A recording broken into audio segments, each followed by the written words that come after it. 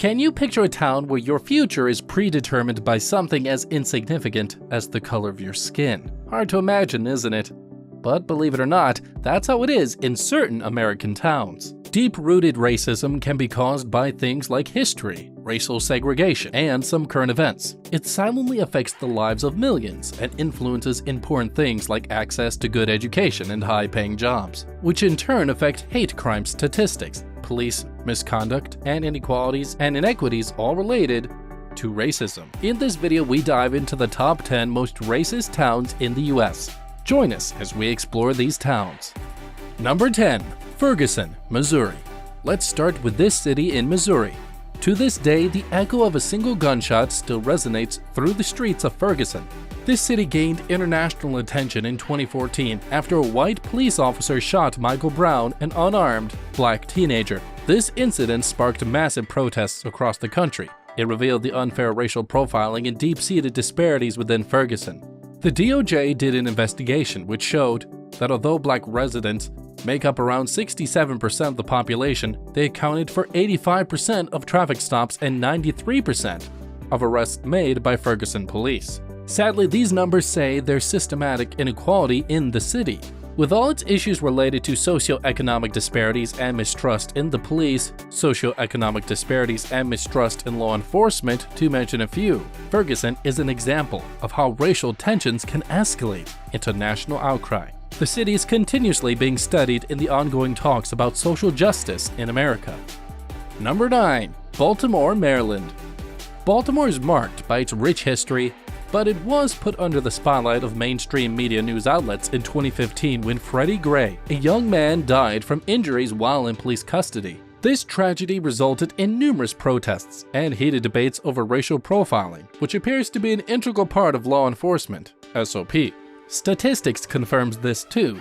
A report by the DOJ from 80 years ago showed that black residents, who make up over 60% of Baltimore's population, were subjected to over 80% of police stops. But what's even more startling is a very tiny percentage of these stops, less than 4%, were justified. The pattern of discrimination goes beyond the streets and permeates even the city's socioeconomic framework, where 22% of black residents live in poverty. But if you look at the white people, just 10% of them are in the same class. So just like with Ferguson, Baltimore's statistics don't just confirm racism in law enforcement. They also show a broad disparity that affects housing, unemployment, healthcare, etc., etc.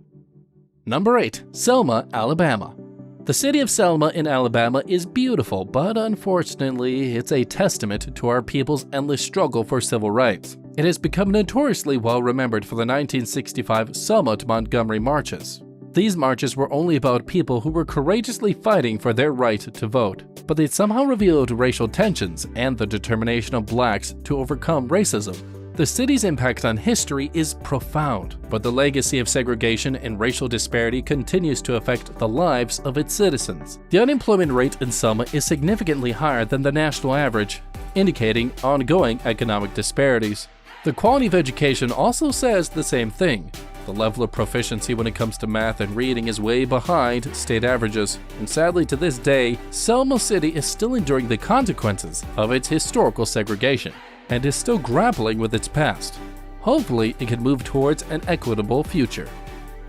Number 7. Chicago, Illinois. Ah yes, Chicago. It's a highly progressive city known for its architectural and cultural richness, but it's also marred by its struggles with racial segregation, police-community relations, and even gun violence, despite the fact that this city has one of the strictest gun laws in America. Let's look at crime rates really quick. We have access to homicide numbers from 2020, and in that report, Chicago shows over 439 cases of homicide and murder. 358 of the victims were African American. That's just disproportionately higher in predominantly black neighborhoods compared to affluent areas where whites reside. The unfair treatment extends beyond just homicide too. Blacks make up only about 30% of Chicago's population, but they're subject to 60% of all traffic stops in the city. Everywhere you look, you see that blacks in Chicago are 5 times more likely to be stopped by the police compared to whites. The city's effort to bridge these divides have been ongoing, but the numbers paint a bad picture of systemic issues deeply rooted in the fabric of Chicago. It shows the realities of crime and law enforcement, and the racial inequalities that caused them in the first place. Number 6. Los Angeles, California. The City of Angels witnessed one of the worst chapters in its history during the 1992 Rodney King riots. It all started when LAPD officers were acquitted after they brutally beat a black guy named Rodney King. It was all captured on video and people around the world saw it. It showed just how deep-seated the issue of police brutality is when talking about racial injustice. So, what happened after the riot? Over 50 people lost their lives and more than 2,000 people were injured, not to mention the property damages worth $1 billion, thereabouts. And even with all the decades of reforms after the fact, there's still racism in LA. Looking at the numbers, blacks, who constitute about 9% of LA's population, are involved in around 27% of incidents where police had to use force. There's also that study in 2019 where black motorists in Los Angeles were 5 times more likely to be stopped by police compared to whites. These confirm that LA is still painfully grappling with its past. It still has ongoing challenges when it comes to justice and equality. The scars of 1992 remain, so there's still work to be done to bridge the divide between blacks and the police. Number 5. New Orleans, Louisiana. Those who live in New Orleans celebrate their city for its culture and music, but it's also been a focal point for discussions on racial disparities, particularly in the wake of Hurricane Katrina in 2005. Katrina physically devastated the city, which resulted in the exposure of the deep-rooted systemic inequalities that affect its predominantly black communities. Data analysis after Hurricane Katrina revealed that black residents, who make up about 60% of the population, were disproportionately impacted. They comprise a staggering 80% of those displaced by the flood. Law enforcement practices have also been under scrutiny.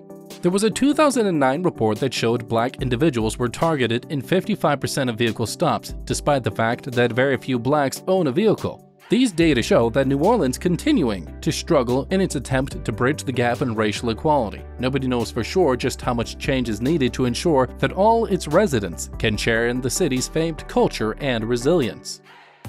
Number 4. Detroit, Michigan. Detroit was once the booming heart of the American auto industry, but these days it captures headlines for its struggles with economic decline and racial segregation. It has a predominantly black population that makes up over 78% of its residents. They face significant disparities that hinder equitable access to housing, education, and employment. Economic indicators are particularly telling. The unemployment rate for black residents in Detroit stands at a high 21%. Compared to just 9% for white residents. In education, only 15% of black students achieve proficiency in math and reading, reflecting disparities in educational resources and outcomes. Housing statistics further illustrate the divide. The home ownership rate among black residents is 43%, significantly lower than the 79% for white residents. These numbers not only speak to the current conditions, but also to the historical context of redefining economic disinvestment that have contributed to these disparities. As Detroit works to revitalize and bridge these gaps, it remains a critical example of the challenges and opportunities in addressing racial and economic inequality in urban America. Number 3. New York City, New York. New York City is a bustling metropolis heralded as a melting pot of cultures and faces significant challenges beneath its vibrant exterior. Known for its diverse population, New York City still grapples with ongoing issues of racial profiling and significant socioeconomic disparities. One of the worst practices, stop and frisk, disproportionately affected black and Latino residents, who constituted about 84% of those stopped under the policy at its peak in 2014. Despite making up roughly half of the city's population. Reforms have reduced these numbers, but they persist. Recent statistics show that black residents are still stopped at much higher rates than white residents. Economically, the divide is stark. The median household income for black families stands at around $42,000 compared to $81,000 for white families. Additionally, 23% of black New Yorkers live below the poverty line, nearly double the rate for their white counterparts. These figures highlight the entrenched inequalities that affect daily life in New York City, from housing and education to employment opportunities, making it clear that the city's celebrated diversity is still a work in progress when it comes to racial equity and justice. Number 2. Milwaukee, Wisconsin. Milwaukee is without a doubt one of the most racist cities in America, and its numbers prove it. The city, which has a black population of approximately 40%, is frequently cited for its sharp divides. Segregation here is not just about where people live. It extends deeply into employment and imprisonment rates. Blacks who are unemployed make up about 14% of Milwaukee's working class. That's almost 3 times the number of whites who are unemployed. And it all gets worse when we talk about people in the slammer. Wisconsin has historically had one of the highest incarceration rates of black men in the country, with Milwaukee County contributing significantly to these numbers. Around 13% of blacks have been imprisoned, and that is one of the highest rates in America. What all these things show is just how bad the systemic issues are in Milwaukee. It affects a lot of things, from the job market to the justice system and everything in between. This deep-rooted racial divides challenge the community's cohesion and prosperity. Number 1. Cleveland, Ohio. Cleveland is at the center of racial tensions and disparity in the United States. Might not make sense, but bear with us. Remember the tragic police shooting of 12-year-old Tamir Rice in 2014? The kid was only carrying a toy gun. It was heartbreaking. But something good came out of it. It brought attention to the widespread systemic issues present in the city.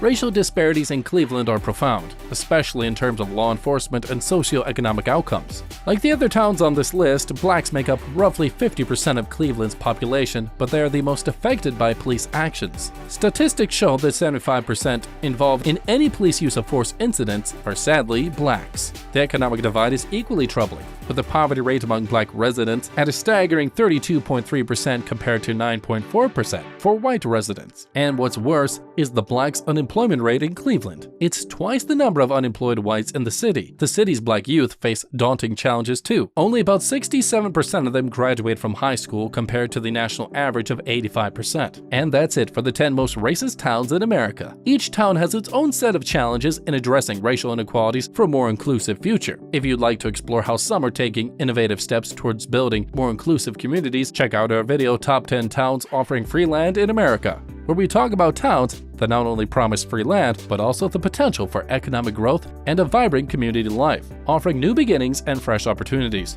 Thanks for watching and stay awesome.